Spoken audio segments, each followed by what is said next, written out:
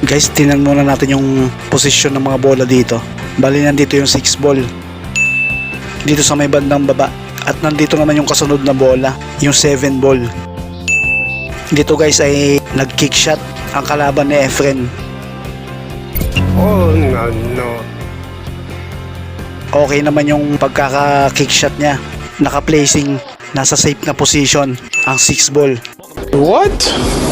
Pero tingnan nyo yung ginawa ni Efren dito. Kahit na placing ay nagawa niya itong may pasok. Isa itong 3 rail kick shot. Pasok ang 6 ball sa corner pocket.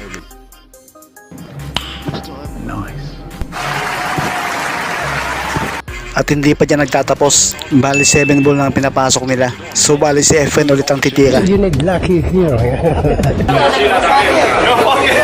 Tingnan nyo guys kung paano pinasok ni Efren ang 7 ball.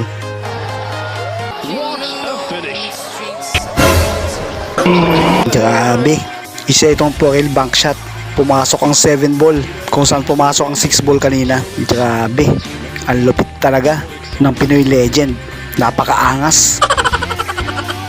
O siya lang nakagawa talaga nung kaya tinawag siyang magician. Easy shot. That's why I'm pretty good.